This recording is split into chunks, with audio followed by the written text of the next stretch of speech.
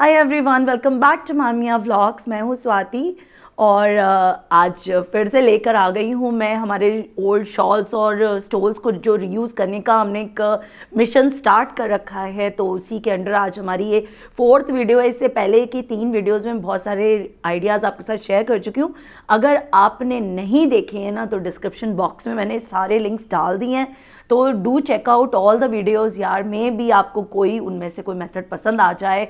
और last video में जो केप मैंने बताए थे उनमें से बहुत आप लोगों ने पसंद किया उस चीज़ को, और मेरे पास बहुत से मैसेजेस भी आए इंस्टाग्राम पर। तो मैंने सोचा कि चलो आज फिर से एक केप बनाना बताती हूँ मैं आपको। इससे पहले मैंने इसको बिल्कुल नहीं बना रखा है और आज आपके सामने ही मैं इसे बनाने वाली हूँ। और उसके लिए मैंने लिया है अपना ये वाला स्टोल।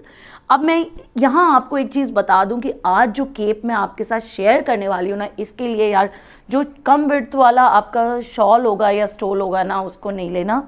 थोड़ा सा ज़्यादा हो। लाइक अभी जो मैंने ये लिया है, इसकी जो लेंथ एंड ब्रेड की जो डायमेंशंस थी वो थी 25x75। तो 25 इंच इसकी चौड़ाई थी और 75 इंच इसकी लंबाई थी। तो हमें कोई इस तरीके का चाहिए। लाइक मैं आपको दिखा देती हूँ कि इसकी चौड़ाई कितनी है। ये मेरा जो स्टोल है इसकी चौड़ाई इतनी है गाइस, ये चौड़ाई है। लाइक अगर मैं इसे ऊपर से नीचे तक लेती हूँ तो मेरे यहाँ पर आ जाता है, मेरे वेस्ट लाइन तक ये आ जाता है। मैं इसके लिए आपको यही रेकमेंड करूँगी कि आप स्टोल लीजिएगा। लाइक ये वाला जो स्टोल है मेरा, ये चारों तरफ से सेम है। लाइक शॉल्स में हमारा क्या होता है, बॉर्डर बना होता है, सब कुछ होता है, बट इसके अंदर हमारा इस तरीके का स्टोल है। अगर इस तरीके का आपका होगा तो बहुत ही बढ़िया चीज़ आपकी बन के निकल सकती है। So guys let's start. So guys ready हूँ मैं अपने स्टोल के साथ, और मैंने स्टोल की डायमेंशंस आपको बता दी हैं। स्टोल की डायमेंशंस में हमारी जो विड्थ है वो है 25 इंचेस और जो लेंथ है हमारी वो है 75 इंचेस। अब सबसे पहला काम हमने क्या करना है कि हॉरिजॉन्टल डायरेक्शन में, यानी कि विड्थ की तरफ से कपड़े को ऐसे फोल्ड करना है। 11 इंचेस पे हमें एक मार्क लगाना है, यानी कि हमें एक लेयर काटनी है यहाँ पर जिसकी जो विड्थ रहेगी वो 11 इंचेस रहेगी। ये देखें, ये इस तरीके से मोड़ लिया है, नाप लिया है मैंने, और अब मैं इसे कट करने लगी हूँ यहाँ से।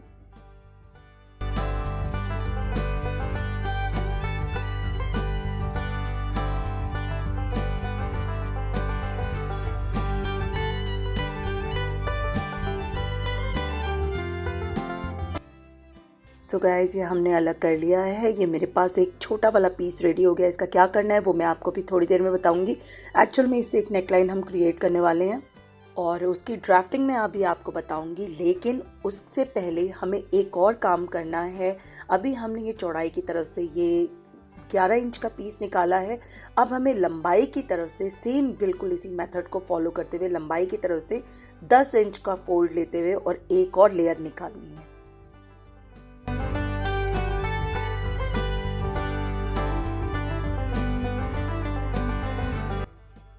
यहाँ मैंने नाप लिया है, 10 इंच की मेरे पास एक लेयर निकल रही है।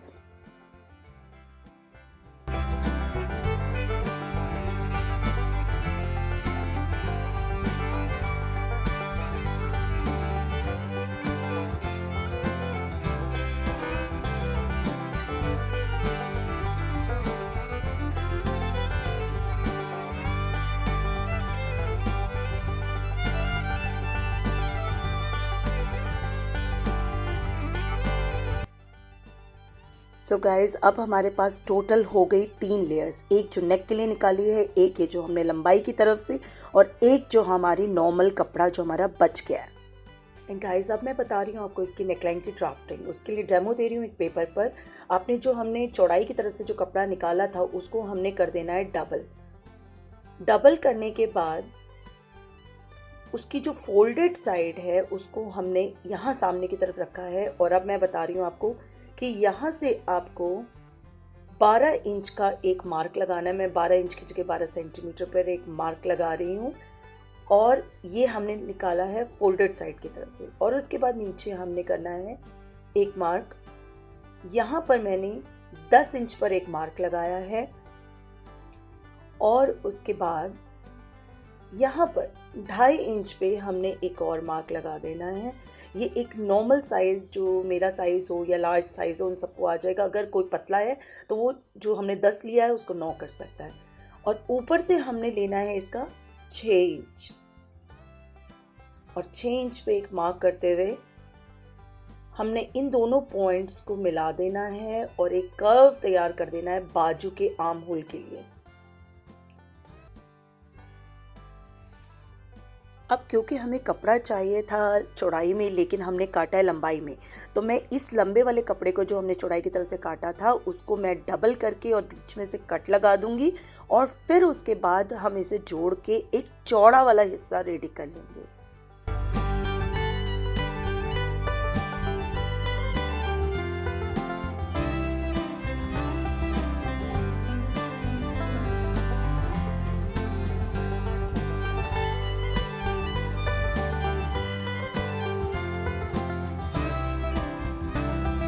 अब सेम जैसे मैंने आपको पेपर पे ड्राफ्टिंग बताई थी वैसे ही मैंने किया। फोल्डेड साइड को मैंने इस तरफ रख लिया और ऊपर से मैंने 6 इंच पे एक मार्क लगा लिया है, और नीचे की तरफ मैं 2.5 इंची पे मार्क लगा दूंगी। बाकी तो सारी डायमेंशंस हमारी एज इट इज़ हमने नाप के ले ही ली है। और यहाँ से एक कर्व बना दिया आर्म होल्स के लिए मैंने, बिल्कुल वैसे ही जैसे ड्राफ्टिंग बताई थी। ये देखिए ये कर्व लग चुका है, और अब हम इसे काट देंगे।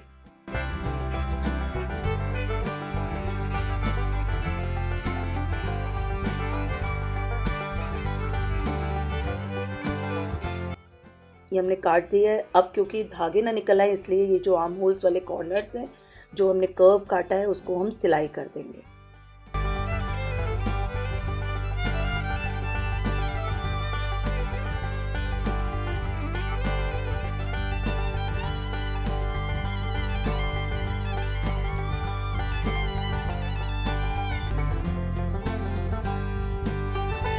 सो ये सिलाई मैंने कर ली है।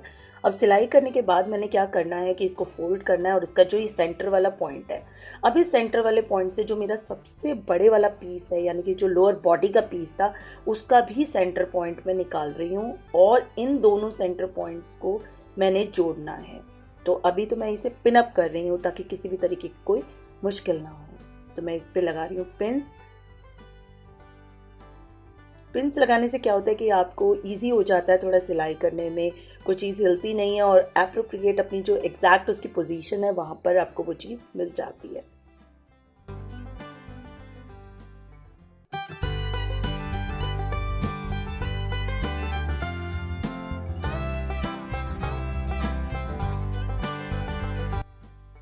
तो ये पिन्स लगा लिए हमने, और यहाँ पे हमें देनी है मशीन से एक सिलाई।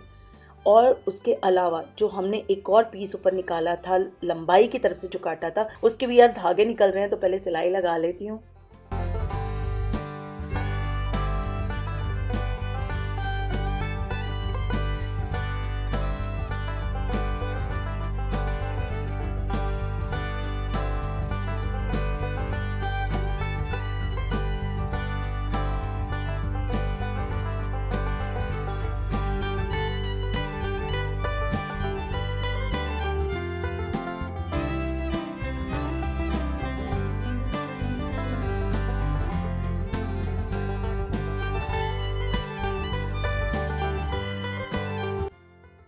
अब हमने ये सिलाई ऊपर हमारे जो लंबाई वाले कपड़े की थी वो भी लेयर की सिलाई हो चुकी है, और नीचे का जो हिस्सा था उससे भी मैंने नेकलाइन को जोड़ लिया है। अब क्या करना है, मैंने सेम उसी तरीके से जैसे मैंने नीचे पॉइंट को जोड़ा था सेंटर पॉइंट को, उसी तरह ऊपर वाली लेयर के भी सेंटर पॉइंट को मैं जोड़ रही हूँ। यानी कि जो नेकलाइन हमने क्रिएट किया उसको ऊपर और नीचे दोनों लेयर्स के साथ हमने सेंटर पॉइंट से जोड़ देना है, हमारा बिल्कुल बीचों बीच से। सो गाइज नेक जोड़ लिया है मैंने, तरीके से हमारा ये दोनों पीस जुड़ गए हैं, ये आप देख सकते हो। मैंने इस तरीके से ज्वाइन कर दिया। जो बाजू के लिए काटा था हमारा वो ऐसा था, ये हमारे बाजू के लिए था। तो ये वाला जो ऊपर वाला पार्ट है उसको हमने नापते हुए इसी बाजू वाले पार्ट से ऐसे पूरा नापते हुए हमने, ये देखिए ऐसे नापती जा रही हूँ, और जहाँ तक ही गया तो गया, और बाकी ये देखिए पूरा नाप लिया मैंने उसके बराबर का। और उसके बाद ये वाला जो पॉइंट है हमारा, ये वाला जो पॉइंट है, यहाँ से मैं इसको ज्वाइन कर दूँगी। और उसके लिए भी मैं एक बार एक पिन लगा देती हूँ ताकि मेरे से कोई गड़बड़ ना हो जाए। ये देखिए इस तरीके से ये मैंने इसे पिन लगा दी है और मैंने इसको ज्वाइन कर देना है। और ये पूरा जहाँ तक जाएगा वहाँ तक मैंने इसको लगा देना है।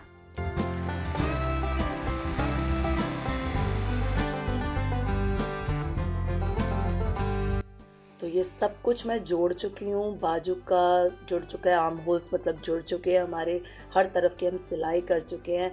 अब मैं आपको ये दिखा रही हूँ कि जो आर्म होल्स जोड़ने के बाद जो हमने कपड़ा पूरा नीचे लेयर के साथ ज्वाइन किया था ना, अगर आप ध्यान से देखेंगे ना तो हमारे पास इतना हिस्सा ये कम है।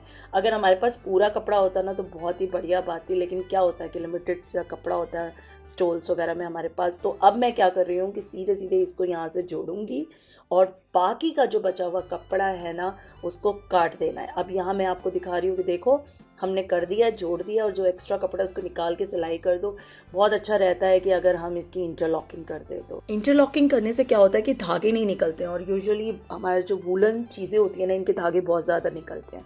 तो इस चीज़ का बहुत ध्यान रखना है कि जहाँ जहाँ आपने सिलाई की है वहाँ अगर आप इंटरलॉकिंग करवा सके तो आप ज़रूर करवा लें। मेरी सोइंग मशीन में ये फीचर है लेकिन पैडल नहीं है मेरे पास वो वाला, तो मैंने अपनी तरफ से सिलाई करने की कोशिश की है, बट मैं जल्दी ही पैडल मंगवा कर और पूरा इंटरलॉकिंग करने वाली हूँ। और इसका ओवरऑल लुक जो है ना मैं अभी आपको दिखा। सो गाइज ये है इसका ओवरऑल लुक। आप चाहें तो इसे श्रग की तरह, जैकेट की तरह या फिर एज अ केप आप इसे वेयर कर सकते हैं। यहाँ पर मैंने इसे ओपन रखा है, आप चाहें तो इसके आगे एक बटन लगा सकते हैं, कोई ब्रोच लगा सकते हैं। फिलहाल तो मैंने यहाँ काम चलाया है अपने एक छोटे से सेफ्टी पिन से ताकि आपको दिखा सकूं, बट मैं यहाँ पर एक बड़ा सा बटन लगाने वाली हूँ। और इसके अलावा एक और तरीका है, जो लोग बेल्ट लगा सकते हैं वो इस पे एक बेल्ट भी स्टाइल कर सकते हैं इसके साथ। एंड ये हो गया हमारा एक श्रग नुमा cape ready. And I am sure आपको पसंद आया होगा। अगर वीडियो पसंद आई हो तो कर देना यार जल्दी से लाइक, और चैनल पर नए हैं तो सब्सक्राइब करना बिल्कुल मत भूलिएगा। और इसी तरीके के और कंटेंट के लिए बेल आइकन को जरूर प्रेस कर दीजिएगा ताकि नेक्स्ट टाइम हमारे नोटिफिकेशन आपके पास सबसे पहले पहुंच जाएं। So see you guys in the next video. Till then take care, stay motivated and keep rocking. Bye bye.